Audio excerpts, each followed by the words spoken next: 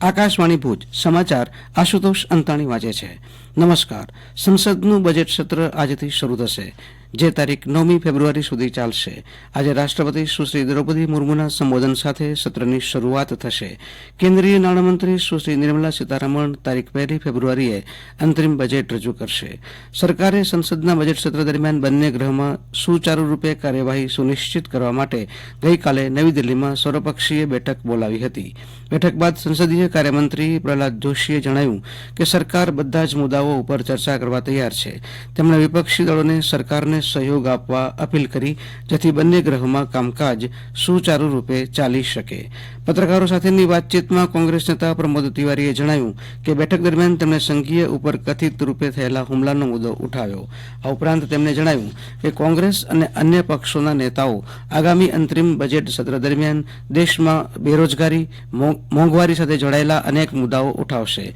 બેઠકમાં સંરક્ષણ મંત્રી રાજનાથસિંહ, સંસદીય કાર્યમંત્રી પ્રહલાદ જોશી, રાજ્યસભામાં ગૃહના નેતા પિયુષ ગોયલ, સંસદીય કાર્ય રાજ્યમંત્રી અર્જુનરામ મેઘવાલ અને વી મુરલીધરન સહિત અનેક નેતાઓ ઉપસ્થિત રહ્યા હતા. કેન્દ્રીય ગૃહ અને સહકાર મંત્રી અમિત શાહે ગઈકાલે દિલ્હીમાં કૃષિ અને ગ્રામીણ વિકાસ બેન્કો અને તમામ રાજ્યો અને કેન્દ્ર શાસિત પ્રદેશોની સહકારી મંડળીઓના રજિસ્ટ્રારના કોમ્પ્યુટરાઇઝેશન પ્રોજેક્ટનો પ્રારંભ કર્યો હતો.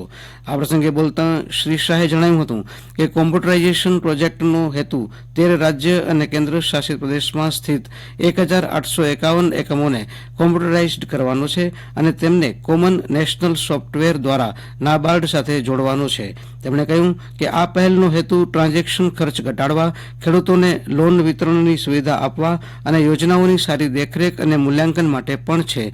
મંત્રીએ કહ્યું કે તમામ રાજ્યો અને કેન્દ્ર શાસિત પ્રદેશોમાં સહકારી મંડળીઓના રજિસ્ટ્રારની કચેરીઓનું કોમ્પ્યુટરાઇઝેશન વધુ સારી કાર્યક્ષમતા, જવાબદારી અને પારદર્શિતા લાવશે.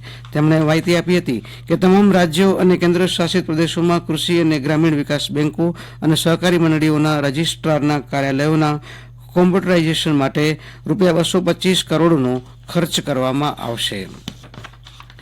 ગુજરાત વિધાનસભાના શિયાળુ સત્રનો તારીખ 1લી ફેબ્રુઆરીથી પ્રારંભ થશે, જે તારીખ 29મી ફેબ્રુઆરી સુધી ચાલશે. તારીખ 2જી ફેબ્રુઆરીએ વિધાનસભામાં અંદાજપત્ર રજૂ થશે. દરમિયાન આગામી ગુજરાત વિધાનસભા બજેટ સત્રને પગલે કામકાજ સલાહકાર સમિતિની બેઠક આજે મળશે.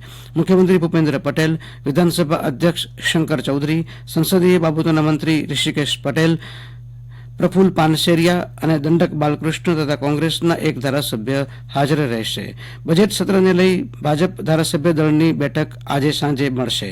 બજેટ સત્ર દરમિયાન ગૃહમાં ધારાસભ્ય અને મંત્રીઓને કામગીરી પર ચર્ચા, વિપક્ષના જવાબો તથા પાર્ટીના જ ધારાસભ્યોના પ્રશ્નો બાબતો પર માર્ગદર્શન અપાશે.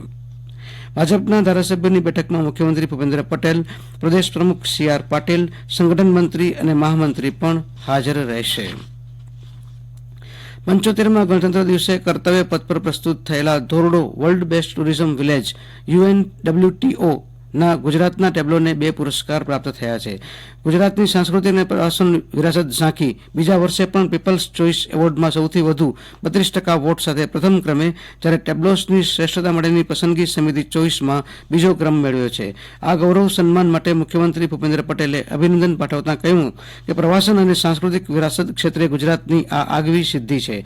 ટેબ્લોમાં કચ્છની ઓળખ સમા ભૂંગા રણોત્સવ, ટેન્ટ સિટી અને કચ્છના વિવિધ ભરતગૂંથણ ગ્રામીણ ક્ષેત્રે ડિજિટલ ક્રાંતિને દર્શાવતા નિદર્શનો રજૂ કરવામાં આવ્યા હતા. દક્ષિણ આફ્રિકામાં અંડર-19 એકદિવસીય ક્રિકેટ વિશ્વકપ સ્પર્ધામાં ભારતે સુપર 6 સ્ટેજની પ્રથમ મેચમાં ન્યૂઝીલેન્ડને 214 રનથી પરાજિત કર્યું.